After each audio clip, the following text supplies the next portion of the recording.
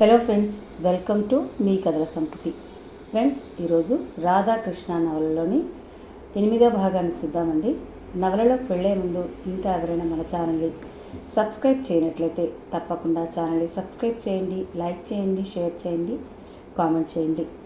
ఆసక్తి ఉన్న మీ స్నేహితులకు, బంధువర్గానికి ఛానల్ని షేర్ చేసి వారి చేత కూడా ఛానల్ని సబ్స్క్రైబ్ చేయిస్తే నన్ను, నా ఛానల్ని ప్రోత్సహించిన వారు అవుతారని అనుకుంటున్నాను.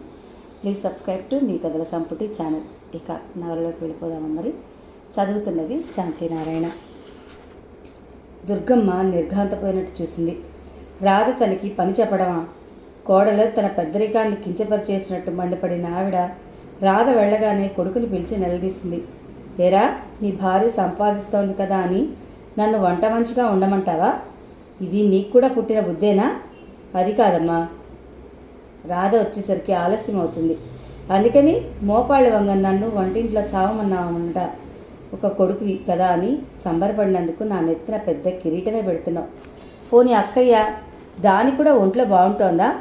రోజు సాయంత్రం తలనొప్పి అయినా 4 రోజులు ఉండడానికి వచ్చిన ఆడపిల్ల చేత పనిచేయిస్తామా?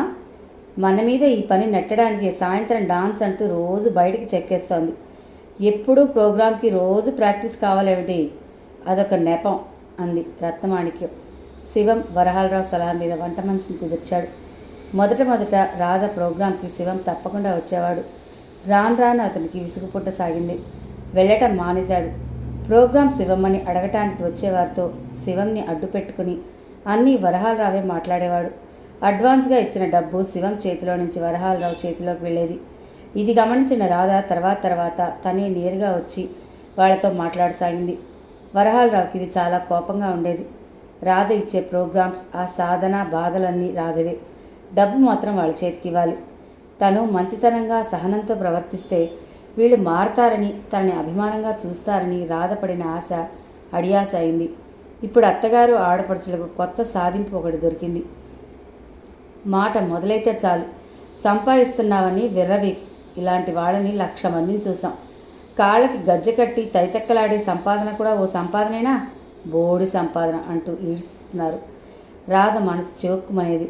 రాధ మనసు అభిమానం కోసం, ఆత్మీయత కోసం అరులు చాస్తూ వారికి సన్నిహితంగా అవ్వాలని ప్రయత్నిస్తుంటే వారి నుంచి విదిలింపులు, సాధింపులు ఎదురయ్యేవి. ఒక్కోసారి ఒంటరిగా కూర్చుని ఆలోచిస్తుంటే రాధకి ఈ జీవితం తనదేనా అన్న ఆశ్చర్యం కలుగుతోంది. తండ్రి బ్రతికుండగా పొందిన గారాభం, అభిమానం, ఆ అపురూపత అవన్నీ కలలా చెదిరిపోయాయి. వాటితో పాటే తనతో చిలిపితనం, హుషారు, ఆనందం కూడా అంతమైపోయినట్లు ఉంది. రాధ పెళ్ళి అయిన తర్వాత జీవితంతో రాజీ పట్టడానికి సిద్ధమైంది. కానీ ఇలాంటి జీవితం కాదు. రాధ ఈ జీవితాన్ని చక్కదిద్దుకోవడానికి విశ్వప్రయత్నం చేస్తోంది. కానీ సాధ్యం కావటం లేదు. లయన్స్ క్లబ్ వార్షికోత్సవం జరిగింది. దానికి రాధ డాన్స్ ప్రోగ్రాం ఏర్పాటు చేయబడింది. ఎన్నాళ్ల నుంచో వస్తానని ఉత్తరాలు రాస్తున్న పంచాక్షరం మాస్టారు భార్యను తీసుకుని వచ్చారు. లయన్స్ క్లబ్ వార్షికోత్సవం చాలా ఘనంగా జరిగింది. ప్రెసిడెంట్ మాట్లాడుతూ తమ క్లబ్లో నిస్వార్థంగా ప్రజలకు ఉచితంగా సేవ చేసే డాక్టర్లు, ఇంజనీర్లు, ప్రొఫెసర్లు, వ్యాపారవేత్తలు ఉన్నారని, వారి సేవల వలనే ఈ క్లబ్కి ఇంత పేరు వచ్చిందని చెప్తూ, ఈ మధ్య తుఫాన్ వచ్చినప్పుడు, వరద వచ్చినప్పుడు ప్రాంతాలకు వెళ్ళి రాత్రనక పగలనక తిని తినక విశ్రాంతి అనేది లేకుండా ఎంతో సేవ చేసిన వైద్య విద్యార్థి బృందానికి నాయకుడైన డాక్టర్ కృష్ణని ఆయన ప్రశంసించారు. కృష్ణ లాంటి యువకులు ఇంకా చాలామంది నిస్వార్థంగా పేద ప్రజలకు సేవ చేసేందుకు ముందుకు రావాలని ఆయన కోరారు. ప్రోగ్రాం ముగిసింది. రాధ డాన్స్ ఎంతో బాగుందని అందరూ అభినందించారు. పంచాక్షరం మాస్టర్ రాధని, కృష్ణను చూసి ఎంతో సంబరపడ్డారు. ఆయన కోరుకున్న రెండూ ఫలించాయి. కృష్ణ నుంచి మంచి డాక్టర్ అయ్యాడని, రాధ పేరు ప్రఖ్యాతులు గల నర్తకి అయిందని. మీ ఇద్దరిని ఇలా చూస్తుంటే నాకెంతో ఆనందంగా ఉంది అన్నారు ఆయన. రాధా, కృష్ణ అప్రయత్నంగా ముఖాలు చూసుకున్నారు. రాధా, నేను మంచి డాక్టర్ని అవుతాను, నువ్వు పేరుగల డాన్సర్వి కావాలి. ఒకప్పుడు కృష్ణ అన్న మాటలు గుర్తుకొచ్చాయి. రాధ కళ్ళల్లో తడి లీలగా మెరిసింది. మాస్టారు, నాదేం గొప్పలేదు. కృష్ణ గొప్పవాడంటే ఒప్పుకుంటాను. ఎందుకంటే అలాంటి విపత్కర పరిస్థితుల్లో ధైర్యంగా వెళ్ళి ఆ పీడిత ప్రజలకు సేవ చేయడం అంటే సామాన్యం కాదు. ఇంత క్రితం ప్రెసిడెంట్ గారు కృష్ణ వరద బాధితులకు వచ్చి గ్రామాలకు ఆ పడవలో ఎలా వెళ్ళింది, ఆ శవాల్ని ఎలా బయటకు లాగింది చెప్తుంటే, బాప్రే, ఆ సేవ చేయడం అందరి వల్ల కాదు అంది. కృష్ణ పెదవుల మీద చిరునవ్వు కదిలింది. రాధా, అలా కష్టపడిన వాళ్ళకి నీబోటి వాళ్ళ నాట్యం ఎంతో సేద తీరుతుంది, అది కూడా సామాన్యం కాదు అన్నాడు. మాస్టారు, ఇంతకీ మీ కృష్ణ మన ఊరు వచ్చి ప్రాక్టీస్ పెడుతున్నాడా లేదా అంది రాధ. రావటానికి ఒప్పుకున్నాడు, కానీ ఇప్పుడే కాదటమ్మా. సిలోన్ వెళ్ళి ఏదో పరీక్ష రాయాలట. అందులో నెగ్గితే ఫారెన్ వెళ్ళి కొన్ని సంవత్సరాలుండి ఆ తర్వాత వస్తాడట. రాధ కృష్ణ వైపు తిరిగింది. ఆ కళ్ళల్లో అవునా అన్న ఆశ్చర్యం, నిజమా అన్న ప్రశ్న కనిపిస్తున్నాయి. అవును రాధా, సిలోన్ ECFMG పరీక్ష రాయడానికి వెళ్తున్నాను. అందులో సెలెక్ట్ అయితే స్టేట్స్కి వెళ్ళి కొద్ది రోజులుండి ఆర్థికంగా నిలదొక్కుని ఆధునిక పరికరాలున్న వసతి గల నర్సింగ్ హోమ్ మన ఊరిలో తెరవాలనుంది.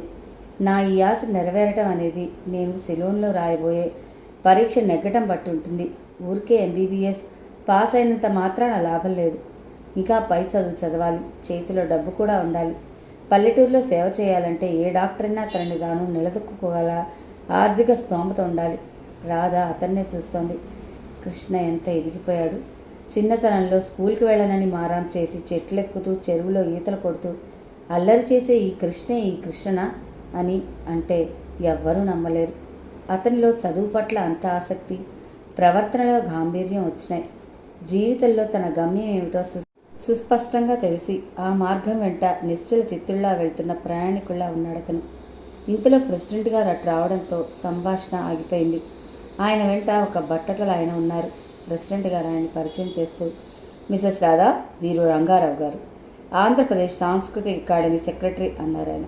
రాధ ఆయనకి నమస్కరించింది. ఆయన ప్రతి నమస్కారం చేస్తూ, మిసెస్ రాధా, నేను మిమ్మల్ని ఒక రిక్వెస్ట్ చేయడానికి వచ్చాను అన్నాడు. ఏమిటది చెప్పండి.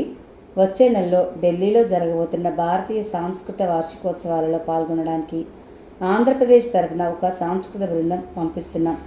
మీరు అనుమతిస్తే ఆ ట్రూప్లో మీ పేరు కూడా జతపరుస్తాం. ఈ వార్షికోత్సవాల ప్రారంభం రాష్ట్రపతి ప్రారంభిస్తారు. మొట్టమొదటి రోజు మన రాష్ట్రందే అవుతోంది. తప్పకుండా. థ్యాంక్ యూ అంది రాధ. మీకు అఫీషియల్గా లెటర్ వస్తుంది, మీ అనుమతిని పంపండి అన్నాడు ఆయన. అలాగే అన్నది రాధ. రంగారావు గారు ప్రెసిడెంట్ గారు వెళ్ళిపోయారు. రాధా, కంగ్రాచులేషన్స్, నువ్వు ఇంకా బాగా పేరు తెచ్చుకోవాలి అన్నాడు కృష్ణ. థ్యాంక్ యూ అంది రాధ. రాధ కళ్ళల్లో ఆనందోత్సాహాలతో మెరుస్తున్నాయి. రాధా, రాష్ట్రం వదిలి వెళ్ళి నువ్వు ఇవ్వబోయే ఈ ప్రదర్శన ప్రపంచంలో మరిన్ని దేశాలకు వెళ్ళడానికి నాంది కావాలి అన్నారు పంచాక్షర మాస్టారు. తప్పకుండా అవుతుందన్నాడు. రాధ ఇంటికి వచ్చేసింది. అందరూ పడుకున్నారు. దుర్గమ్మ మూలుగుతూ ముక్కుతూ వచ్చి తలుపు తీసి, ఏం తిరుగుళ్ళో ఏమిటో ఇంట్లో వాళ్ళకి నిద్ర లేకుండా అని సణిగి మళ్ళీ వెళ్ళి పడుకుంది. రాధ బట్టలు మార్చుకుని వంటింట్లోకి వచ్చింది. ప్రోగ్రాం కంగారులో మధ్యాహ్నం కూడా సరిగ్గా తినలేదు. ఆకలి కరకరలాడుతోంది. వంటింట్లోకి వచ్చిన రాధ ఒక్క నిమిషం అలాగే నిలబడిపోయింది. గిన్నెలో అన్నం లేదు, మజ్జిగ మీద మూత లేదు. పిల్లి వాటిని తాగుతోంది. రాధ లైట్లు వేయగానే పిల్లి చెంగునెగిరి కిటికీలోంచి కూర్చుంది. రాధ గిన్నెలన్నీ చూసింది, ఖాళీగా ఉన్నాయి. ఆలస్యంగా వస్తుందని భోజనం ఉంచాలనే శ్రద్ధ ఆ ఇంట్లో ఎవ్వరికీ లేదు. ఆ రోజు ఉదయమే వంట మనిషి పెళ్ళికి వెళ్తున్నానని సాయంత్రం రానని చెప్పి వెళ్ళింది. సాయంత్రం ఇంట్లో వంట చేసిన ఛాయలేవీ లేవు. హోటల్ నుంచి టిఫిన్ తెచ్చుకున్నట్లున్నారు. ఆకులు పడున్నాయి. రాధ రావడంతో మధ్యలో ఆరగింపు మానేసి వెళ్ళిన పిల్లి మూతి నాక్కుంటూ రాధనే చూస్తుంది. రాధ లైట్ తీసేసి తన గదిలోకి వచ్చింది. ఏమండి? మంచం మీద నిద్రపోతున్న శివాన్ని లేపింది. శివం బద్ధకంగా కదిలి అన్నాడు. ఆకలేస్తుందండి, కొంచెం లేచి వెళ్ళి బ్రెడ్ దొరుకుతుందేమో పట్టుకురండి. ఇప్పుడా? ఎక్కడ దొరుకుతుంది? అన్నీ మూసేసి ఉంటాయి. విసుగ్గా అని పక్కకు తిరిగి పడుకున్నాడు. రాధ మరోసారి లేపింది. కానీ గాఢ నిద్రలో ఉన్న శివం లేవలేదు. రాధ నిట్టూర్చింది. మంచినీళ్ళు తాగొచ్చి మంచం మీద పడుకుంది. కడుపులో ఆకలి నకనకలాడుతున్న రాధకు నిద్ర పట్టలేదు. రాధ లేచి మంచం మీద కూర్చుంది. సాయంత్రం తనకి జరిగిన సన్మానం, అభినందనలు, ప్రశంసలు పొందిన ఆనందం ఈ ఒంటరితనపు బాధలో ఆవిరైపోయాయి. రాధకి హఠాత్తుగా దుఃఖం రాసాగింది. తన ఆనందాన్ని కానీ బాధని కానీ పంచుకునే తోడు ఎవ్వరూ లేనట్టుగా, ఈ ప్రపంచంలో తను ఏకాకిని అనే విషయం స్పష్టంగా అర్థమవుతున్నట్లుగా ఉంది. రాధ తనని తాను సంభాళించుకుంది. రాధ కళ్ళు అంతఃకృతం తన ఇంటికి రాగానే టేబుల్ మీద పడేసిన గులాబీ దండ మీద నిలిచాయి. లేచి వెళ్ళి ఒక పళ్ళెం తెచ్చి ఆ గులాబీ మాల రేకులు తెంపి పళ్ళెల్లో పోసింది. వంటింట్లోకి వెళ్ళి డబ్బా తెచ్చి పంచదార తెచ్చి పంచదార వాటి మీద చల్లి వాటిని తినసాగింది. ఆకలిగా ఉన్న రాధకి పంచదార అద్దిన ఆ గులాబీ రేకులు రుచిగానే ఉన్నాయి. హఠాత్తుగా తల్లి తండ్రి గుర్తుకొచ్చారు ఆమెకి. వారు చేసిన గారాబం గుర్తొచ్చింది. రాధకి ఏడుపు వచ్చేసింది. నేనింత ఒంటరిదాన్ని అయిపోయానేమిటి అనే దిగులు కలగసాగింది. దుర్గమ్మకి తమ్ముడు వరుసైన వెంకటాచలం కూతురు పెళ్లి ఆ రోజు రాత్రి జరుగుతోంది. వారం రోజుల క్రితమే వెంకటాచలం భార్యతో వచ్చి పిలిచి కోడల్ని కూడా తప్పకుండా తీసుకురా అక్కయ్య అని మరీ మరీ చెప్పాడు. ఇప్పుడిప్పుడు శివం తరపు బంధువులంతా రాధ తమకి పరిచయం అని చెప్పుకోవడానికి ఉత్సాహపడుతున్నారు. దుర్గమ్మకి బంధువుల్లో ప్రాపకం అంటే మహా ఇష్టం. నువ్వింతగా చెప్పాలిట్రా, తప్పకుండా వస్తుందిలే అంది. పెళ్ళి రాత్రి అనగా ఆ ఉదయం దుర్గమ్మ కొడుకుతోంది. ఇదిగో నీ భార్య డాన్స్ ప్రాక్టీస్ అంటూ ఎగ్గొడుతుందేమో వెంకటాచలం మరీ మరీ చెప్పాడు.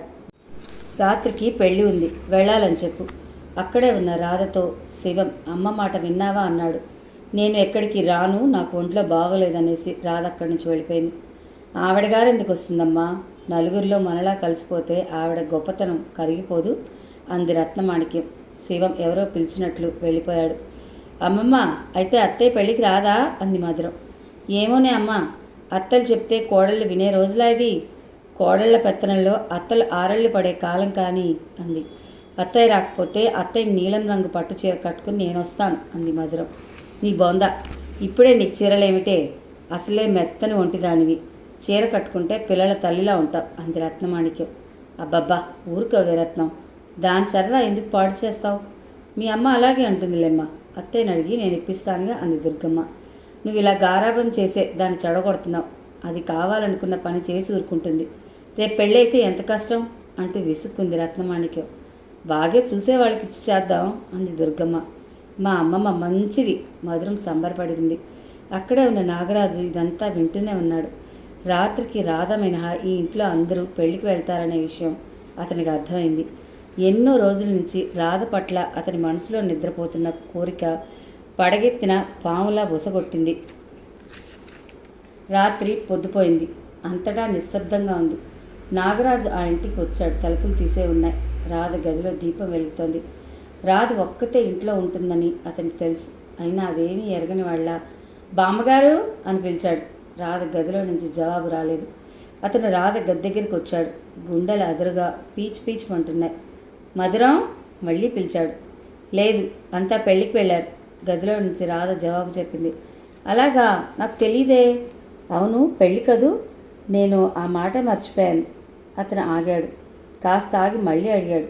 రాధా, దాహం వేస్తోంది, కాస్త మంచినీళ్ళు కావాలి. గదిలో కూజాలో మంచినీళ్ళు వంపిన శబ్దమైంది. గుమ్మానికి పరదా అడ్డుంది. నాగరాజు చేతివేళ్ళు ఆ పరదా తొలగించడానికి పట్టుకుని మళ్ళీ భయపడుతున్నట్లు ఆగిపోయాడు. ఇదిగో నీళ్లు. రాధ లోపల ఏదో పనిలో ఉన్నట్టుంది, బయటకు రాలేదు. రాధ గదిలో హఠాత్తుగా లైట్ ఆరిపోయింది. నాగరాజు తెల్లబోయినట్టు చూశాడు. లోపల నుంచి గాజుల గలగలు వినిపించింది. అతనికి కళ్ళు తిరిగినట్టుగా, ఒళ్ళు మైకం కమ్మినట్లుగా అయింది. నా ఊహే నిజం. రాధ కూడా నాలాగే అవకాశం కోసం చూస్తుందన్నమాట. మనసులో ఇష్టం ఉంటే అసలు ఇష్టం లేనట్టు పైకి నటిస్తారని ఒక స్నేహితుడు చెప్పిన మాటలు అక్షరాలా రుజువయ్యాయి. అతను వీధి తలుపు వేసొచ్చాడు. హాల్లో లైట్ తీసేశాడు. పరదా తొలగించుకుని పడక గదిలోకి వచ్చాడు. చీకట్లో వెతకగా రాధ నడుం అతని చేతికి దొరికింది. రాధ, కోపగించుకుంటావనుకున్నాను, నువ్వు ఇలా నన్ను కనికరిస్తావనుకోలేదు. నాకు ఆనందంతో పిచ్చెక్కినట్టుగా ఉంది అన్నాడు. అతని చేతిలోకి అమృత భాండం దొరికినంత వెర్రి సంతోషంగా ఉంది. అతనికి ఈ ప్రపంచం ఏమీ తెలియటం లేదు. ఆ చీకట్లో రాధని దగ్గరికి లాక్కున్నాడు. రాధలో ఐక్యమై విపరీతమైన సంతృప్తి పొందాడు. చాలాసేపు అయిన తర్వాత అతనికి హఠాత్తుగా టైం గుర్తుకొచ్చింది. పెళ్ళికి వెళ్ళిన వాళ్ళు తిరిగి వచ్చేస్తారవన్నీ భయపడిస్తుంది. వాళ్ళు వస్తారేమో, ఇక నేను వెళ్తాను అంటూ లేచి లైట్ వేసిన అతను వెళ్తాను రాదా అని మంచం వైపు తిరిగిన వాడల్లా నిశ్చేష్టుడైనట్టు నిలబడిపోయాడు.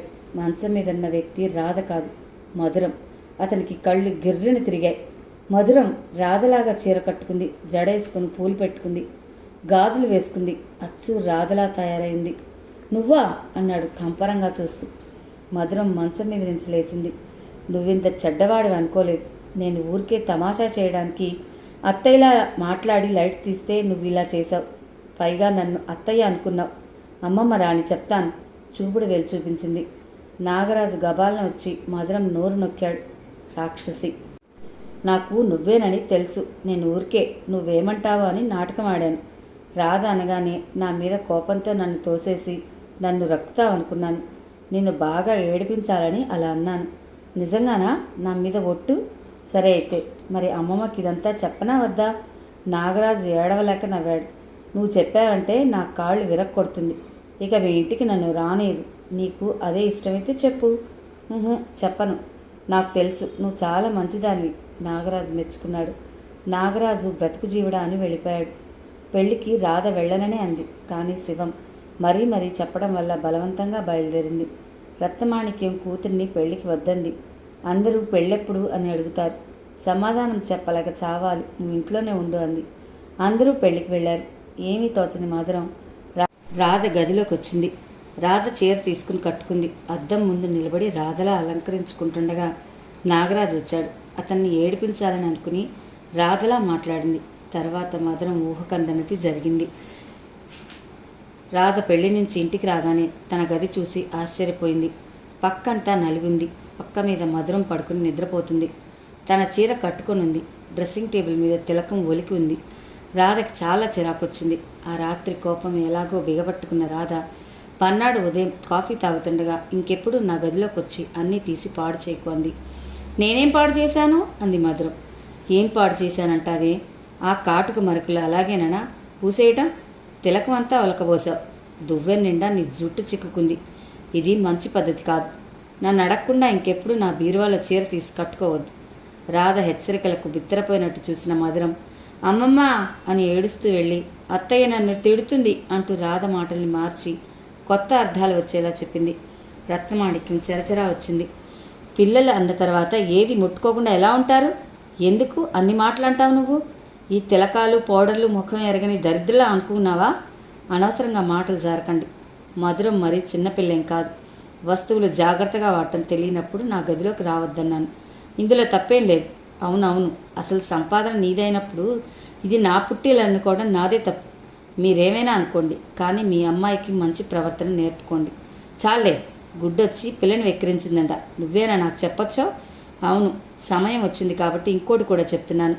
మా సంసారం కూడా ఏమంత గొప్పగా లేదు. మా బాధలేవో మాకున్నాయి.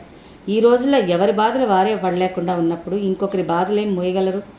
మీరు పల్లెటూరి కాపురం వదిలేసి ఇక్కడే ఉండదలుచుకున్నారు కాబట్టి వేరే ఇల్లు చూసుకోవడం మంచిది. అన్నగారికి చెప్పండి. రత్నమాణిక్యం ఆశ్చర్యపోయి నిలబడిపోయింది. రాధ గదిలోకి వెళ్ళిపోయింది. రత్నమాణిక్యం ఏడుస్తూ తల్లి దగ్గరికి వచ్చి రాధ అన్న మాటలు చెప్పింది. ఏమిటి అంత నోరొచ్చిందా అంది దుర్గమ్మ. శివం ఇంటికి వచ్చేసరికి రత్నమాణిక్యం ఏడుస్తూ పెట్టే పేడ సర్దుకుంటోంది. ఏమైందమ్మా అని అడిగాడు శివం. వెళ్ళి మీ అక్కయ్యని అడుగు అంది. ఏమైందక్క? రత్నమాణిక్యం ఏడుస్తూ అతని చేతులు పట్టుకుంది. తమ్ముడు, కష్టకాలం నా పుట్టిల్లు కదా అని 4 రోజులు తలదాచుకోవడానికి వచ్చాను. అంతేగాని నీ భార్య సంపాదన దోచుకు తిందామని రాలేదు. నీ భార్య చేత చివరికి ఇలాంటి మాటలు పడాల్సి వచ్చింది. ఇది నీ ఇల్లు అనుకున్నాను. నీ ఇంట్లో ఏమాత్రం విలువలేదని నాకు ఇప్పుడు తెలిసింది. అంతా ఆవిడ పెత్తనం. నిన్ను ఒక బొమ్మను చేసి కూర్చోబెట్టింది. ఇక నేను వెళ్ళిపోతాను రా. ఈ ఇంటికి నాకు రుణం తీరిపోయింది. ఎక్కడికి వెళ్తావక్క? ఎక్కడో అక్కడికి. కనీసం ఏ చెట్టు కిందనైనా ఉంటాను. మధురం కూడా ఏడుస్తుంది. అవును మావయ్య, అత్తయ్య నన్ను కూడా తిట్టింది. తన గదిలోకి నేను రాకూడదట. శివం గబగబా రాధ దగ్గరికి వచ్చాడు. రాధా, నీకేమైనా బుద్ధి ఉందా? ఏమిటి గొడవ? అక్కయ్యని వెళ్ళిపోమన్నావంట. నీ డబ్బు అనేగా నీ అహంకారం. ఈరోజు అక్కయ్యని పొమ్మంటావు, రేపు నన్ను కూడా పొమ్మంటావు. ఆ మాట అనిపించుకోవటం దేనికి? నేను కూడా ఇప్పుడే వెళ్ళిపోతాను. ఆడపిల్ల ఇబ్బందిలో ఉండి వస్తే అవమానం చేసి పంపుతావా? ఇదిగో రాధా, మా అక్కయ్య అంటే ఒకటి, నన్నంటే ఒకటి కాదు, గుర్తుపెట్టుకో ఆవేశంగా అన్నాడు. రాధ మాట్లాడలేదు. అవును, తను రాత్రనక పగలనక శ్రమపడి నాట్యం చేసి డబ్బు సంపాదిస్తుంటే శివానికి జాలి ఏమీ లేదు. అక్క సంసారం అప్పుల్లో ఉందని మనసు దయతో నిండిపోతుంది. రాధ నోటి మాట ఖాళీ అవడమే తప్ప రత్నమాణిక్యం ఆ ఇంట్లో నుంచి వెళ్ళలేదు. మళ్ళీ తమ్ముడి దగ్గర నుంచి బ్రతిమలాటలాలు, ప్రార్థనలు అన్నీ పొంది ప్రయాణం ఆపుకుని ఉండిపోయింది. అదంటే ఒంటికాయ సొంటికమ్ముల ఒక్కతి. రక్తస్పర్శ అంటే ఏమిటో దానికేం తెలుస్తుంది అంది దుర్గమ్మ ఈశ్రింపుగా. రాధ కల్చరల్ ట్రూప్తో ఢిల్లీ వెళ్లే తేదీ దగ్గర పడుతుంది. రాధ ప్రయాణపు ఏర్పాట్లు చేసుకోసాగింది. అక్కడ కొత్త ఐటంగా చేయబోయే డాన్స్కి బట్టలు కుట్టించుకుంది, నగలు కొనుక్కుంది. దుర్గమ్మ రాధ డబ్బు ఇలా ఖర్చు చేయడం చూసి కుతకుతలాడిపోయింది. కొడుకుతో నువ్వు లేకుండా అది పరాయి మగవాళ్ళతో వెళ్ళడం ఏమిట్రా? నలుగురు నవరు హవ్వా, మన వంశంలో ఏనాడైనా ఆడది ఇల్లు దాటి వెళ్ళడం ఎరుగున్నామా? నీ కర్మకాలి నీకు ఈ గతి పట్టింది కానీ అంటూ కొడుక్కి పురిగొల్పింది. శివానికి రాధకి వస్తున్న పేరు ప్రతిష్టలు, అవకాశాలు మొదట ఉన్నంత ఆనందంగా అనిపించడం లేదు. ఇదివరకు అందరూ రాధని శివం భార్య అనేవారు. ఇప్పుడు శివాన్ని రాధ మొగుడు అంటున్నారు. అలా అనిపించుకోవటం అతనికి బెరుగ్గా ఉంది. పైనుంచి అందరూ నీకేమోయ్ నీ భార్య సంపాదిస్తుంది అంటున్నారు. ఇదివరకు అది అతనికి ఎంతో సంతోషంగా ఉంది. తన సాటి కుటుంబాల్లో ఎంతోమంది ఆడవాళ్ళని చూస్తున్నాడు. తనకు రాధకున్న వ్యక్తిత్వం, ఇంటా బయట కష్టపడే సహనం ఎవరికీ లేవు. ప్రతి చిన్న పనికి భర్త మీద ఆధారపడి భర్త ప్రాణాలు తినేస్తుంటారు. రాధ వల్ల తనకి ఆ ఇబ్బందులు ఏవీ లేవు. రాధకి పేరు ప్రతిష్టలు వస్తే అందరికంటే అతనే ఎక్కువగా సంతోషపడి గర్వంగా ఫీల్ అయ్యాడు. కానీ లోకం అతని సంతోషాన్ని వికృతంగా చిత్రించింది. సూటిపోటి మాటలు అని అతని మనసును గాయపరుస్తోంది. ఇది అతనికి చాలా బాధగా ఉంది. లోకాన్ని అర్థం చేసుకుని నిర్లక్ష్యం చేయడం అతనికి చేతగాదు. అతని మనసు క్రమంగా ఇదంతా రాధ సంపాదించడం వల్ల వచ్చిన చిక్కు అనిపించసాగింది. రాధ డాన్స్ చేయకపోతే, సంపాదన లేకపోతే ఈ బాధలేవి ఉండవు. ఈ ఘర్షణతో సతమతమవుతున్న అతని మనసు మీద తల్లి అన్న ఈ మాటలు బాగా పనిచేశాయి. రాధని ఢిల్లీ కల్చరల్ టూర్కి వెళ్ళడానికి వీల్లేదన్నాడు. ఎందుకని అన్నది రాధ. నువ్వు ఒంటరిగా వెళ్ళడం నాకు ఇష్టం లేదు. నలుగురు 4 రకాలుగా అంటున్నారు. పోనీ మీరు నా వెంట రండి. నేను రానని మొదటే చెప్పాను. ఆఖరి నిమిషంలో మానటం ఏం బాగుంటుంది? ఒకరికి బాగుండదేమిటి? మన ఇబ్బందులు మనవి. నువ్వు ఫోన్ చేసి రానని చెప్పేసే. ఇద్దరి మధ్య ఘర్షణ జరిగింది. నన్ను అట్టే వాగించకు, నువ్వు వెళ్ళడానికి వీల్లేదు అన్నాను అంతే. వెళ్ళావంటే మనిద్దరికి ఇక తెగదెంపులే అన్నాడు శివం. రాధ మ్రాను పడిపోయింది. ఒక కల్చరల్ టూర్ కోసం తెగదెంపులు అయిపోతాయట. ఏం బెదిరింపు? రాధ కల్చరల్ ట్రూప్ సెక్రటరీకి తను రాలేనన్నట్టుగా తెలియచేస్తూ ఉత్తరం రాసింది. రాధ ఢిల్లీ టూర్ వెళ్ళడం లేదని రజనీ ద్వారా తెలుసుకున్న కృష్ణ ఆగ్రహంగా, రాధ ఆ ప్రోగ్రాం మానడం ఏమిటి? వద్దనడానికి వాళ్ళెవరు? నేను వెళ్ళి శివానికి చెప్తానన్నాడు. గిరిగారు అతన్ని వారించారు. కృష్ణ, నువ్వు కల్పించుకుంటే ఇది మరింత రగడవుతుందే తప్ప ప్రయోజనం శూన్యం. నేను రజనీ సాయంత్రం వెళ్ళి మెల్లగా శివానికి నచ్చ చెప్పడానికి ప్రయత్నిస్తాం అన్నారు. ఆ సాయంత్రం గిరిగారు రజనీ వచ్చారు. శివం ఇంట్లోనే ఉన్నాడు. గిరిగారు ఈ ప్రసక్తి తెచ్చి, శివం, అంతా సిద్ధం చేసుకుని ఇప్పుడు వెళ్ళకపోతే ఏం బాగుంటుంది? నలుగురితో పని. ఇది మీ ఇద్దరు మొదటే ఆలోచించుకుని నిర్ణయం చేసుకోవాల్సింది. పోనీ ఇంకెప్పుడు వెళ్ళదులే, ఈసారి వెళ్ళని అంటూ నచ్చ చెప్పబోతుంటే దుర్గమ్మ గయ్యమని లేచింది. మీ అమ్మాయి అయితే మీరు ఇలాగే చెప్తారా? ఆ అమ్మాయికి మీరు వత్తాసి వస్తున్నారంటే భార్యాభర్తల మధ్య చిచ్చు పెడుతున్నారన్నమాట. చివరికి ఇదంతా వాడి కాపురం నాశనం అవ్వడానికి వచ్చింది. దానికి మొగుడు అవసరం లేదు. ఆ తైతెక్కలే ముఖ్యం అనుకుంటే వెళ్ళమనండి. నా కొడుకు భార్య లేకేం చచ్చిపోడు, రెండో పెళ్లి చేసుకుంటాడు. రామ రామ. గిరిగారు వినలేనట్లు చెవులు మూసుకున్నారు. వెళ్దాం పత్తాతయ్య అంది రజని. వచ్చినప్పటి నుంచి దుర్గమ్మ ధోరణి గమనిస్తూనే ఉంది. ఆవిడ నోరు చూస్తుంటే రజనీకి చెప్పలేనంత కోపం వస్తుంది. ఆ మాటల ధోరణితో వాళ్ళు రాధని వెళ్ళనేయకూడదని నిశ్చయించుకున్నట్టుగా తెలుస్తుంది. రజనీ గిరిగారు వెళ్ళిపోయారు. దుర్గమ్మ సాధింపు మొదలుపెట్టింది. వీళ్ళని ఆ కృష్ణే పంపుంటాడు. ఈవిడ గారు వెళ్ళి ఆయనతో మొరపెట్టుకుని ఉంటుంది కాబోలు. అవ్వా, సంసారంలో ఏది గుట్టనేది లేదు కదా. శివం రంకెలు వేస్తున్నట్టుగా అన్నాడు. నువ్వు అందరికీ మన విషయాలు చెప్పి నలుగురిలో నన్ను ఒక వెధవని చేస్తున్నావు. సంపాదిస్తున్నానని విర్రవీగుతున్నావేమో. నీ బోడి సంపాదన ఎవరికి అక్కర్లేదు. ఈరోజు మొదలుకొని నోరు మూసుకుని ఇంట్లో పడిండు. నువ్వెంత గొప్ప డాన్సర్వి అయినా నాకు పెళ్ళానివే. నా ఇష్టం లేనిదే నువ్వే పని చేయలేవు, తెలిసిందా? బాగా గుర్తుపెట్టుకో అన్నాడు. సంపాదన సంపాదన, ఈ మాట వాళ్ళకి ఆ ఆయుధం అయిపోయింది. తను సంపాదించిందంతా వాళ్ళ దర్జాలకు సుఖాలకు నిర్మోహమాటంగా వాడుకుంటారు. మళ్ళీ తనేదో తప్పు పని చేసినట్టు ఎదురు తననే తేలిగ్గా మాట్లాడతారు. ఈ ఘర్షణ రాధకి ఆ ప్రోగ్రాం పట్ల ఇచ్చ నశించిపోయింది. రాధ గదిలోకి వచ్చి మౌనమూర్తిలా కూర్చుండిపోయింది. పెట్టెలో సర్దడానికి తీసి మంచం మీద పెట్టిన డ్రెస్సు, గజ్జలు దీనంగా రాధ వైపే చూస్తున్నట్టుగా అనిపించాయి. రాధ లేచి వాటిని తీసి బీరువాలో పడేసి తాళం వేసింది. పెట్టె తీసి తన బట్టలు సర్దుకోసాగింది. డాన్స్ చేయకూడదట. ఇక తన జీవితానికి మిగిలిందేమిటి? ఈ పోట్లాటలు కోట్లాటలేనా? శివం లోపలికి వచ్చాడు. పెట్టె సర్దుతున్న రాధను చూశాడు. ఎక్కడికి వెళ్తున్నావు అన్నాడు. అమ్మ దగ్గరికి. వెళ్ళు వెళ్ళు. నువ్వు అలిగి వెళ్తే నీ కాళ్ళు పట్టుకుని బ్రతిమిలాడి తీసుకురావడానికి నేనేం రాను. సంసారం అవసరం లేదనుకుంటే పో. నిన్నెవరు ఇక్కడికి ఆపరు. రాధ మాట్లాడలేదు. పెట్టే తాళం వేసింది. రాధ ఆ రోజే సీతారాంపురం బయలుదేరి వెళ్ళిపోయింది. రాధ పల్లెటూరు వచ్చేసింది. శాంతమ్మకి అసలే ఒంట్లో బాగుండడం లేదు. భర్త పోయిన దిగులే కాకుండా కూతురు కాపురం గురించి వ్యధ ఆవిడకి ఎక్కువైపోయింది. రాధ తల్లి దగ్గర దాపరకం లేకుండా తన మనసులో బాధ చెప్పేసింది. వాళ్ళు నన్ను అసలు డాన్స్ చేయవద్దంటున్నారమ్మా. ఆయనకి చూడబోతే ఉద్యోగం లేదు. ఇల్లెలా గడుస్తుంది? నేను డాన్స్ చేయకుండా ఉండలేను. అది సంపాదనతో పాటు నాకెంతో కాలక్షేపం మీకు తెలియదు అంది. అలివేలు రంగయ్య కూడా అక్కడే ఉన్నారు. రాధని ఇంత బాధ పెట్టినందుకు రంగయ్యకి రాధ అత్తారి మీద చాలా కోపం వచ్చింది. మీరు డాన్స్ చేయాలనుకుంటే చేసి తీరాల్సిందే. వాళ్ళు కాదనడం ఏమిటి? అమ్మాయి గారు, నాన్నగారు లేరని మీరేం బాధపడకండి. మేము ఇంకా బ్రతికే ఉన్నాం. అసలు మీరు ఆ ఢిల్లీ వెళ్లకుండా మానేయటమే పొరపాటు.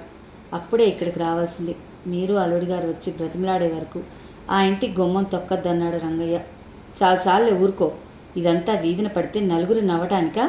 అమ్మాయి గారు, ఈయన మాటలు ఇలాగే ఉంటాయి. మగాళ్ళకి మన ఆడవాళ్ళ కష్టం సుఖం ఏమిటో సరిగ్గా తెలియదు. మీరు తొందరపడకండి. కాపురం అంటే 100 ఏళ్ల బ్రతుకు. ఏది చేసినా వెనక ముందు ఆలోచించి మరీ చెయ్యాలి అంది అలివేలు. రంగయ్య, పంచాక్షర మాస్టర్ని పిలుచుకురా. ఆయన అనుభవజ్ఞులు. ఆయన ఇలా చేయమంటే అలా చేద్దామంది శాంతమ్మ. నేను అదే చెప్పాలనుకుంటున్నాను అన్నది అలివేలు. రంగయ్య సరే మీ ఇష్టం అని వెళ్ళాడు. పంచాక్షర మాస్టర్ వచ్చారు. ఆయన రాధ చెప్పిందంతా విన్నారు. బాగా ఆలోచించారు. చివరికి, రాధా, జీవితంలో ప్రతి మనిషి ఎక్కడో ఒక చోట రాజీ పడక తప్పదు. నాట్యం అంటే నీకు ప్రాణం అని నాకు తెలుసు. దానికోసం సంసారం వదులుకోవటం అనేది సముచిత నిర్ణయం కాదనిపిస్తోంది. వదులుకోవటం తప్పు అని నేను అనడం లేదు. ఆ సంసారం వదులుకొని వస్తే తర్వాత నీ భవిష్యత్ ఏమిటా అని ఆలోచిస్తున్నాను. ఇక్కడ నీకు నాన్న కూడా లేడు. ఏ అండతో మిగతా జీవితాన్ని వెళ్ళదీయాలో ఆలోచించుకో. ఆడపిల్ల సమాజంలో ఒంటరిగా బ్రతకాలంటే ఆ ధైర్యం, చొరవ పిల్లలకి చిన్నప్పటి నుంచి రావాలి. ఇన్నేళ్ల ఆకుచాటు పిందెలా ఒక పద్ధతిగా పెరిగిన నీవు ఆ ఒంటరితనం తట్టుకోగలవా? సంపాదన వద్దంటున్నారా? పోనీ శివానికి ఈ విధంగానైనా బాధ్యత తెలిసొస్తుందేమో. నువ్వు బాగా ఆలోచించుకో అన్నారు. రాధ మాట్లాడలేదు. మౌనంగా కూర్చుండిపోయింది. సాయంత్రం అయింది. రాధ దొడ్లో ఉయ్యాల్లో కూర్చుంది. మాటికి పోనీ ఈ విధంగానైనా శివానికి బాధ్యత తెలిసి వస్తుందేమో అన్న మాస్టర్ గారి మాటలు గుర్తుకొస్తున్నాయి. అదే గనక జరిగినట్టయితే తను ఇక కోరుకునేది మాత్రం ఏముంటుంది? రాధ తండ్రి బలవంతం కారణంగా ఈ పెళ్లి చేసుకున్న పెళ్ళైన తర్వాత మనసా వాచా శివం భార్య అయిపోయింది. మనసులో ఎలాంటి అసంతృప్తి ఉంచుకోలేదు.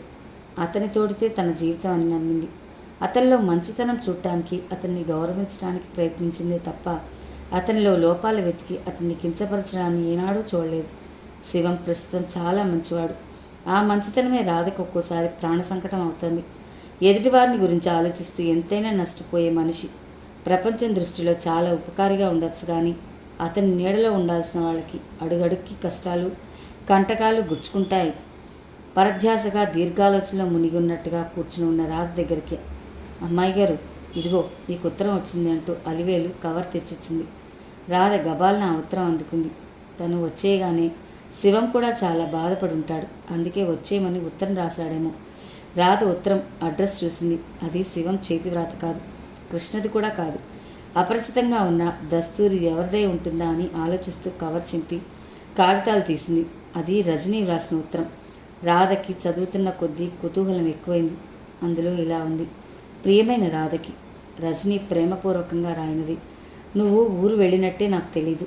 కృష్ణ ఈరోజు సిలోన్ పరీక్ష రాయడానికి బయలుదేరి వెళ్ళాడు. మెడ్రాస్ వరకు ట్రైన్లో వెళ్ళాడు. అక్కడి నుంచి ప్లేన్లో వెళ్తాట. నేను స్టేషన్కి వెళ్ళాను. నువ్వు కూడా తప్పకుండా వస్తావని ఎదురుచూశాం, కానీ నువ్వు రాలేదు.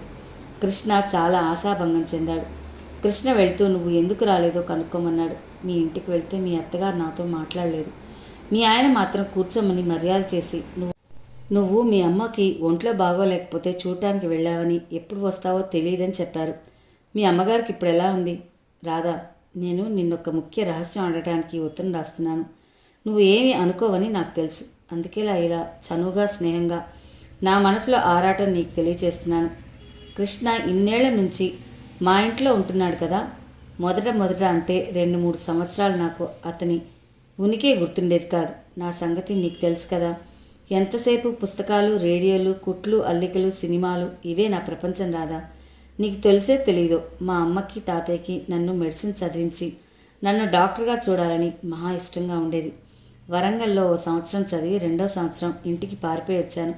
ఆ శవాలు వాటిని కోయడం, ఆ శవాల్ని ఉంచిన కోల్డ్ స్టోరేజ్ రూమ్, అందులో దొంతర్లుగా పెట్టిన మృతదేహాలు, వాటిని రోజు తీసుకొచ్చి డిటెక్ట్ చేసి మళ్ళీ ట్యాంకర్లో పడేయడం, మర్నాడు మళ్ళీ ఆ నీళ్లలో నుంచి లాగటం, మళ్ళీ పడేయటం, ఆ ముక్కులు పగలగొట్టే దుర్వాసన. అబ్బా, జీవితం అంటే ఉన్న మమకారాన్ని ఈ డాక్టర్ చదువు నిర్దాక్షిణ్యంగా కూనీ చేసి చంపేస్తుందనుకో.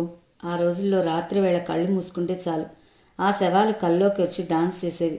అది భరించలేక చదువు మానేసి పారిపోయి వచ్చి నేను అమ్మ చేత ఆ సంవత్సరం అంతా తిట్లు తిన్నాను. పాపం మా అమ్మ నేను పెద్దయ్యాకే ఫలానా డాక్టర్ గారి తల్లి అని అనిపించుకోవాలని ఎంతో ఆశపడింది. ఆవిడ ఆశని నేను నెరవేర్చలేకపోయాను. నన్ను డాక్టర్ చేయలేని అమ్మ కనీసం నాకు కాబోయే భర్త అయినా డాక్టర్గా ఉండాలని, డాక్టర్ గారి తల్లి కాలేకపోతే డాక్టర్ గారి అత్తగారైనా అనిపించుకోవాలని తీర్మానించుకుంది. దానికి తగ్గట్టు కృష్ణ మా ఇంట్లో చదువుకు వచ్చి చేరాడు. అమ్మ అభిమానం ఇక అతని మీద వర్షంలా కురవసాగింది. నిజం చెప్పాలంటే మొదట చాలా రోజులు అతన్ని చూస్తే నాకు ఇష్టం ఏమి ఉండేది కాదు. స్టూడెంట్, అందులో మెడికల్ స్టూడెంట్ అంటే ఎంత టాకు టీకుగా ఉండాలి. ఇతనిలో అసలు దర్జా దర్పం అనేవి ఏవీ లేవు. కాబోయే భర్త గురించి నా ఊహలు వేరే ఉండేవి. కానీ రాను నాకు తెలియకుండానే అతన్ని గమనించడం ప్రారంభించాను. గమనించిన కొద్దీ అతను నాకు నచ్చడం ప్రారంభించాడు. ఇతను ఇప్పటి అబ్బాయిలా చూపుల గుర్రం కాదు, అసలు సిసలైన వ్యక్తిత్వం ఉన్న మనిషి అని గ్రహించాను.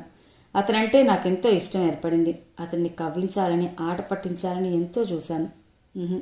నా ఆటలేవి అతను సాగనీయలేదు. దాంతో అతనంటే నాకు మరీ ఇష్టం ఏర్పడింది. అతనికి నేనంటే ఎందుకు ఇష్టం లేదని ఎంతో చూశాను. నాలో అతనికి నచ్చని విషయాలు ఏమిటి అని బాధ కలుగుతోంది. రాధా, కృష్ణ చిన్నతనం నుంచి నీకు బాగా తెలుసు కదా. అతనికి ఆడపిల్ల ఎలా ఉంటే ఇష్టమో చెప్పవు. అతనంటే నాకు ఎంతో ఇష్టం. అతని కోసం ఏ విధంగా మారమన్నా మారడానికి సిద్ధంగా ఉన్నా.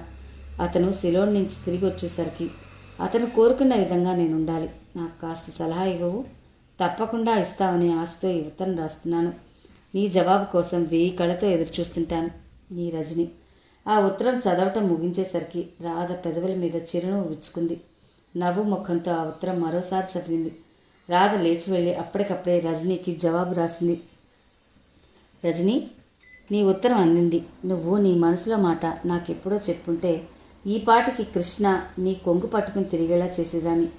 మా కృష్ణ మిగతా అన్ని విషయాల్లో చాలా తెలివిగలవాడే, కానీ ఆడపిల్లల విషయంలో మాత్రం ఒట్టి మొద్దబ్బాయి. నీ ఉత్తరం చదవగానే కృష్ణకి ఆడపిల్లలు ఎలా ఉంటే ఇష్టమా అని ఆలోచించాను. అతను నాతో స్వయంగా ఎన్నడూ చెప్పలేదు, కానీ ఒక్కసారి అతని మాటల సందర్భంలో చేసే కామెంట్స్ని బట్టి నేను గ్రహించాను. ఉదాహరణకి మేమిద్దరం ఏ పని మీదైనా బజార్ వెళ్తున్నాం అనుకో, మా ఎదురుగా బిగుతైన బట్టలతో అత్యంత ఆధునితంగా డ్రెస్ చేసుకున్న అమ్మాయి ఎదురుగా వచ్చిందనుకో, ఆ అమ్మాయి డ్రెస్ ఎంతో బాగుంది కదూ అని నేనంటే అతను నాతో వెంటనే నాకు ఆడపిల్లలు ఎప్పుడూ చీర జాకెట్లోనే బాగుంటారు, మిగతావి ఏవి బాగుండవు అనేవాడు. నేను ఎప్పుడైనా పూలు పెట్టుకోపోతే ఈరోజు నువ్వు పూలు ఎందుకు పెట్టుకోలేదు, ఆడపిల్లలకి పూల కంటే అందమైన ఆభరణం ఇంకేది ఉండదనేవాడు. నేను ఎప్పుడైనా గాడి ప్రింట్స్ ఉన్న చీర కట్టుకుని ముస్తాబైతే నన్ను చూడగానే చేత్తో కళ్ళు మూసుకుంటూ, అబ్బా రాధా, నిన్ను చూస్తే గాబరాగా ఉంది, రంగుల ముద్దలో నడిచి వెళ్తున్నట్లు ఏమిటా చీర, పెద్ద అంచులున్నవి చిన్న చిన్న పూలున్న చీరలే చూడటానికి హాయిగా ఉంటాయనేవాడు. దీన్ని బట్టి అతని అభిరుచి ఏమిటో నువ్వే తెలుసుకో అన్నట్టు అసలు విషయం తెలియజేయడం మర్చిపోయాను. అతను సీరియస్గా ఉంటాడు, కానీ అతనికి ఎదురు వాళ్ళెప్పుడు నవ్వుతూ ఉండాలి. నీ రాధ. PS, నా సలహా ఫలితం కనిపించిందా? నువ్వు నాకు గురుదక్షిణ ఇవ్వాలి. అదేమిటో మీ ఇద్దరు పెళ్ళైన తర్వాత అడుగుతాను. రాధ ఉత్తరం ముగించి దీర్ఘాలోచనలో మునిగిపోయినట్టు కూర్చుంది. నిజమే, కృష్ణ రజని ఈడు జోడు బాగుంటారు. రజని చాలా మంచి పిల్ల. కృష్ణకి తనని బాగా ప్రేమించే వ్యక్తి ఎంతో అవసరం. రజని మనసు తెలిసింది కాబట్టి అతను తిరిగి రాగానే ఈ పెళ్లి వ్యవహారానికి నేనే పెద్దయి మధ్యవర్తిత్వం నిర్వహిస్తాననుకుంది. శాంతమ్మ కూతురున్న చోటుకొచ్చింది. ఉత్తరం ఎక్కడి నుంచి? అల్లుడు రాశాడా? లేదమ్మా, రజని అని ఒక స్నేహితురాలు రాసింది. శాంతమ్మ నిట్టూర్చింది. ఈ పూట కూడా ఉత్తరం రాలేదు. వాళ్ళు కోపంగానే ఉన్నారన్నమాట. రాధ మాట్లాడలేదు. పంచాక్షరం మాస్టర్ గారితో మాట్లాడాను. ఆయన వచ్చి నిన్ను మీ అత్తారింట్లో దింపొస్తారు. అమ్మా, శాంతమ్మ రాధ తల మీద చేయి వేసింది. రాధా, ఆడపిల్ల జీవితం ఎగిరే గాలిపటం లాంటిది. ఏ కాస్త గట్టిగా లాగినా అది పుట్టుకుని తెగిపోతుంది. నా మాట విని తల్లి, నువ్వు వెళ్ళు అంది. రాధ ఈ ఊరు వచ్చినప్పటి నుంచి శివం ఉత్తరం రాస్తాడేమోనని ప్రతి పూట ఎదురు చూస్తుంది. కానీ ఉత్తరం రానే లేదు. తను వచ్చేసినందుకు అతనికి బాధ లేదన్న మాటేగా. రాధ వచ్చేయని ఒక చిన్న మాట రాస్తే ఏమవుతుంది? రాధ కళ్ళల్లో నీళ్లు తిరిగా. శివానికి బహుశా అది తెలిసి కూడా ఉండదు. రంగయ్య, అలివేలు రాధను తీసుకొచ్చి అత్తవారింట్లో దింపి వెళ్ళిపోయారు. రాధ ఇట్లా తిరిగి రావడం దుర్గమ్మకి మరీ అలసైపోయింది. సంసారం వద్దని వెళ్ళిపోయావుగా, మళ్ళీ వచ్చామే అంది హేళనగా. రాధ అవమానం దిగమింగి ఊరుకుంది. భార్య తనే కావాలని తిరిగి రావడంతో శివం అహం మరింత గర్వపడింది. తడాకా అంటే ఇలా ఉండాలి, వెళ్ళిపోతే వెనకాలే వచ్చి బ్రతిమిలాడతాననుకుంది. నాకేం కర్మ, నేను మగాణ్ణి. సంసారం వద్దనుకుంటే తన బ్రతికే బండలయ్యేది. నలుగురు నోట్లో గడ్డి పెట్టే ఉంటారు, అందుకే తిరిగి వచ్చిందనుకున్నాడు. రాధ డాన్స్ చేయడానికి వీల్లేదు, ట్యూషన్ చెప్పడానికి అంతకంటే వీల్లేదు. ఇంట్లో చూస్తే గర్భదారిద్రం. శివం తను సంపాదించలేడు, రాధని సంపాదించనీయుడు. రాధ జీవితం ముళ్ళకంపలా ఉంది. మనసుకు శాంతి అనేది లేకుండా పోయింది. దుర్గమ్మ చీటికి మాటికి కృష్ణ ప్రసక్తి తెచ్చి, వాడున్నాడుగా నీకు, వాడిని చూసుకునే నీకు గర్వం, వాడి దగ్గరికే పో అంటే ఈటల్లాంటి మాటలతో గాయపరుస్తూ ఉంటుంది. కృష్ణ ప్రసక్తి తెస్తే రాధకి చాలా బాధగా ఉంటుంది. కృష్ణ సిల్లో నుండి ఆ రోజు తిరిగి వచ్చాడు. రజనీ అతని కోసం స్టేషన్కి వచ్చింది. రజనీ అలంకారం పూర్తిగా మారిపోయింది. నువ్వా, నేను నిన్ను గుర్తుపట్టనే లేదన్నాడు. అతని కళ్ళల్లో ఆశ్చర్యం, ప్రశంస. రజనీకి చాలా ఆనందం అనిపించింది. ఇంటికి రాగానే తన రూమ్లోకి వెళ్ళబోతున్న అంతంతో, ఈ పూట మీ భోజనం ఇక్కడే, రాధని శివంని కూడా భోజనానికి పిలిచాను అంది. అతను క్షణంసేపు తటపటాయించి చివరికి సరే అన్నాడు. రాధ భోజనానికి వచ్చింది. శివం రాలేదే అని అడిగాడు గిరిగారు. పనుండి వెళ్ళారు, ఏమి అనుకోవద్దని చెప్పారు. ఆయన భోజనం కూడా నేనే చేస్తానండి అంది. కృష్ణ రాధను చూసి తెల్లపోయాడు. రాధ చాలా చిక్కిపోయింది. కళ్ళ క్రింద నలుపు వచ్చింది. ముఖంలో కళ మాసినట్టుంది. పెదవుల మీద చిరునవ్వు తెచ్చిపెట్టుకున్నట్టుగా ఉంది. రండి, భోజనం వడ్డించాను అంది జయమ్మగారు. రాధకి కృష్ణ పక్కన ఖాళీ ఉంచారు. కానీ రాధ వెళ్ళి గిరిగారి ప్రక్కన కూర్చుంటూ, రజనీ నువ్వు అక్కడ కూర్చో అంది. రజనీ ముఖం ఆనందంతో వెలిగిపోయింది. రజనీ కృష్ణని సిలోన్ విశేషాలు అడుగుతోంది. అతను చెప్తూనే ఉన్నాడు. మధ్య మధ్యలో అతని దృష్టి రాధ వైపు మళ్ళుతోంది. ఈ కొద్ది రోజుల్లో రాధ ఇంత చిక్కిపోయింది ఏమిటి అని అతను ఆశ్చర్యపోయాడు. భోజనాలు అయ్యాయి. కృష్ణ తన గదిలోకి వెళ్ళాడు. అతని దగ్గర రజనీ పెళ్లి ప్రసక్తి తీసుకొస్తానని అంతకుముందే రాధ జయమ్మ గారికి వాగ్దానం చేసింది. చూడు తల్లి, ఈ నెలలో మంచి లగ్నాలున్నాయి, నీ పుణ్యమా అని ఇది కుదిరితే ఇక నాకు దిగుల్లేదంది. రాధ కృష్ణ గదిలోకి వచ్చింది. కృష్ణ పెట్టె తీసి బట్టలు సర్దుతున్నాడు. నేను లోపలికి రావచ్చునా, గుమ్మంలో నిలబడి అడిగింది. కృష్ణ తిరిగి చూశాడు, చిరునవ్వుతో అన్నాడు. దేవత ఆలయంలోకి రావడానికి పూజారి అనుమతి కావాలా? నన్ను మరీ అంత దూరం చేయకు అంటూ లోపలికి వచ్చింది రాధ. అక్కడ కుర్చీ నిండా అతని పుస్తకాలు, బట్టలు పడి ఉండడంతో రాధ అతను పెట్టిన మంచం మీదనే చివరగా కూర్చుంది. అతను సర్దడం గమనించినట్టు చూస్తూ, నువ్వు ఇలా అవస్థపట్టం చూస్తుంటే నువ్వు చాలా ఒంటరివాడవనిపిస్తోంది అంది ఉపోద్ఘాతంగా. నా ఈ ఒంటరితనంలో నాకు చాలా ఆనందం ఉంది రాధా, షర్ట్ తీస్తూ అన్నాడు. కృష్ణ, నేను నిన్నొకటి అడగడానికి వచ్చాను. అదేమిటో తర్వాత చెబుదువుగాను, కానీ నువ్వేమిటి ఇలా చిక్కిపోయావు, నల్లబడ్డావు? నిజంగానా? నువ్వు ఎలా ఉన్నావో అద్దంలో చూసుకుంటే తెలియటం లేదా? ఎలా ఉన్నాను? నాకే మార్పు తెలియటం లేదే. బాగుంది. వయసు ఎక్కువగా అవటం లేదా? ఎప్పుడు ఒకేలా ఉంటారా? దబాయిస్తున్నట్లు అంది. నువ్వు సుస్థిపడిన మనిషిలా ఉన్నావు. అన్నట్టు మర్చిపోయాను, నిజమే, నువ్వు వెళ్ళిన తర్వాత జ్వరం పడ్డాను. అబద్ధం ఆడింది. ఏం జ్వరం? ఎన్నాళ్ళు? ఏమో నాకు తెలియదు. 4 రోజుల నుండి అదే తగ్గిపోయింది. 4 రోజుల జ్వరానికి ఇంత మార్పా? నీకు తెలియకుండా లోపల ఇంకా చాలా రోజులు ఉండుంటుంది. అతను రాధ దగ్గరికి వచ్చి నాలుక చూపించమన్నాడు. గడ్డం పట్టుకుని క్రింద కనురెప్పని వేలితో లాగి చూశాడు. నువ్వు చాలా ఎనామిక్గా ఉన్నావు. అశ్రద్ధ చేశావంటే మంచంలో పడతావు. హెచ్చరించినట్లుగాని వెళ్ళి గవగవా టేబుల్ సొరుగులాగి కాగితం తీసి మందులు రాసి తెచ్చిచ్చాడు. నేనిప్పుడు నీ దగ్గరికి మందుల కోసం రాలేదు అంది. నువ్వు ఏ పని మీద వచ్చినా నేను చెప్పాల్సిన మొదటి మాట చెప్పాను. అతను పెట్టే అడుగు నుంచి ఒక పెయింటింగ్ తీశాడు. రాధా, ఇదిగో అని తెచ్చిచ్చాడు. రాధ అది తీసుకుని చూసింది. బుద్ధుడు భిక్షపాత్ర పట్టుకుని ఒక వాకిట ముందు నిలబడి ఉన్నాడు. ఆయన కళ్ళల్లో ప్రశాంతత, నిర్లిప్తత కొట్టొచ్చినట్టు తెలుస్తున్నాయి. చాలా బాగుంది. ఇది ఎవరికి తెచ్చావు? ఇంకెవరికి తెస్తాను? నీకే. మరి రజనీకి? రజనీకా? అతని కళ్ళు క్షమార్పణగా చూసినాయి. తగ్గు స్వరంలో అన్నాడు, సారీ రాధా, నా మనసులో నువ్వు తప్ప ఎవ్వరూ గుర్తులేరు. నేను ఎప్పుడు ఎక్కడికి వెళ్ళినా నీకోసం ఏదైనా తేవటం అలవాటు. ఆ ప్రకారమే తెచ్చాను. నువ్వు ఆ రోజు స్టేషన్కి రాలేదు. ఎందుకు రాలేదా అని సిలోన్లో ఉండగా ఎన్నో అనుకున్నాను. నేను సిలోన్ వెళ్ళగలిగానంటే నువ్వేగా కారణం. నేనేం చేశాను? నువ్వేం చేయలేదు చెప్పు. నేను ఈరోజు డాక్టర్గా నిలబడ్డానంటే అది నువ్వు చేసిన ఉపకారం కాదా? కృష్ణ, రాధా, నీ పెళ్ళి అయిపోగానే నేను ఇక్కడ డాక్టర్ చదువు మానేయాలని అనుకున్నాను. నాకు దాని మీద ఇంట్రెస్ట్ పోవటం ఒకటి, డబ్బు సమస్య ఇంకోటి.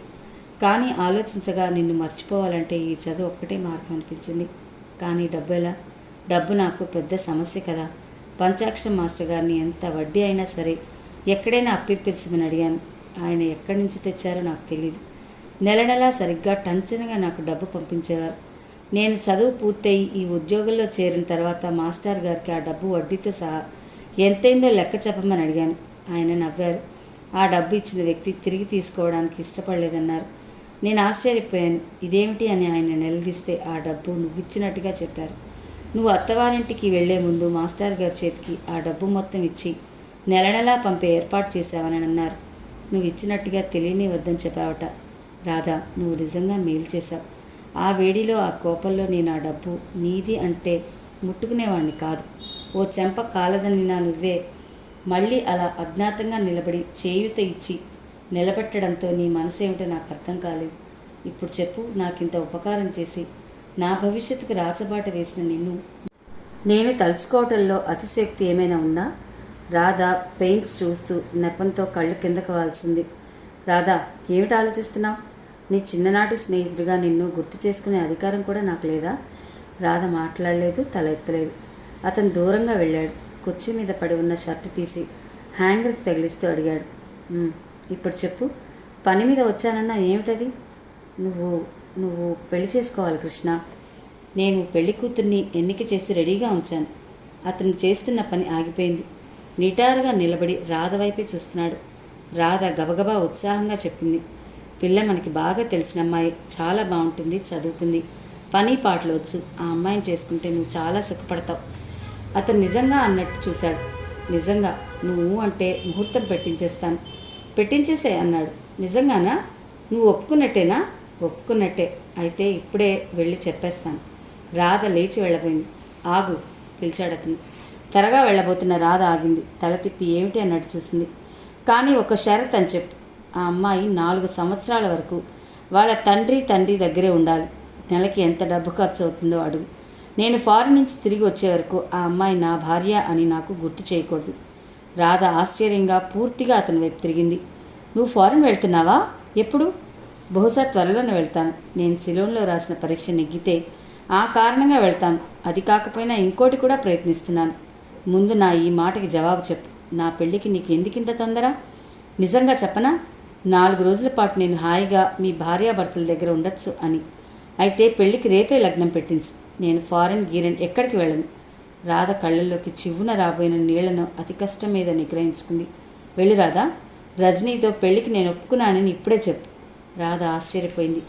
రజనీ అని నీకెలా తెలుసు? ఆ మాత్రం గ్రహించలేనా? రజనీ అచ్చు నీలాగా డ్రెస్ చేసుకుని స్టేషన్కి వచ్చినప్పుడే అనుమానించాను. ఈ మధ్యవర్తిత్వం నీ మీద ఏదో ఉంది కాబట్టి శివం రాకపోయినా నువ్వు ఈ పూట ఇక్కడికి భోజనానికి వచ్చావు, అవునా? అతను తగ్గు స్వరంలో అనునయంగా అన్నాడు. రాధా, నీ జీవితంలో నాకు ప్రవేశం లేకపోయినా నా జీవితం అంతా నీకే వదిలేశాను. నువ్వు ఇలా చేయమంటే అలాగే చేస్తాను. ఫారెన్ వెళ్ళటం మానేనా? వద్దు. నువ్వు ఎంత ప్రతిభగల డాక్టర్వి అయితే నాకు అంత ఆనందం. రజనీతో నువ్వు ఫారెన్ నుంచి తిరిగి రాగానే చేసుకుంటావని చెప్తాను. నీ ఇష్టం వచ్చినట్టు చెప్పు. నువ్వు చెప్పిన మాటని తూచా తప్పకుండా పాటిస్తాను. రాధ వెళ్ళిపోయింది. చూడు, వెనక నుంచి పిలిచాడు. నేను విదేశాలు వెళ్ళినా తిరిగి రాగానే పల్లెటూరులోనే సెటిల్ అవుతాను. ఈ మాట మాత్రం మర్చిపోకుండా చెప్పు అన్నాడు. రాధ తల ఊపింది. రాధ చెప్పిన మాటలు విని జయమ్మ గారు నిరుత్సాహపడింది. అయ్యో, పెళ్లి చేసుకుంటే ఇద్దరూ కలిసి వెళ్ళొచ్చుగా అంది. పోన్లేమ్మా, 2-3 సంవత్సరాలంటే ఎంతలో తిరిగి వస్తాయి. అసలు ఒప్పుకున్నారు కదా. ఈ లోపల మనం ఏదో సాకు పెట్టి పిలిపించి ఆ 3 మెళ్ళు వేయిద్దాం అన్నారు గిరిగారు. ఏం సాకు పెడతావు తాతయ్య అంది రజని. ఏం సాకు ఏమిటే, 1,00,000 పెట్టచ్చు. నాకు ఒంట్లో బాగోలేదు, నా మనవరాలు పెళ్లి చూడాలనుంది అంటాను. కరెక్ట్ అంది రాధ. అందరూ నవ్వారు. ఇది మంచిదే, ఫారిన్ వెళ్ళి వచ్చిన అల్లుడంటే మళ్ళీ పెళ్ళి మరీ ధూమ్ధాంగా చేయొచ్చు అన్నారు గిరిగారు. రాధని రజనీని వచ్చి ఇంటి దగ్గర దించి వెళ్ళిపోయింది. శివం ఇంట్లోనే ఉన్నాడు. ఎక్కడికి వెళ్ళావు అని అడిగాడు. ఇంకెక్కడికి వెళ్తుందిరా, ఆయన గారు వచ్చాడుగా ఊరి నుంచి అంది దుర్గమ్మ. ఫ్రెండ్స్, విన్నారు కదా నవలలోని ఈ భాగాన్ని. ఈ నవల మిమ్మల్ని అందరినీ ఆద్యంతం ఆసక్తి గెలిపేలాగా అనిపిస్తుందని అనుకుంటున్నాను. మరిన్ని మంచి నవలలు వినాలనుకుంటే తప్పకుండా మన ఛానల్ని సబ్స్క్రైబ్ చేసుకోండి. సబ్స్క్రైబ్ చేసుకొని నన్ను నా ఛానల్ని ప్రోత్సహిస్తారని ఆశిస్తున్నాను. మరో భాగంతో మీ ముందుంటాను. అంతవరకు సెలవు. నమస్తే.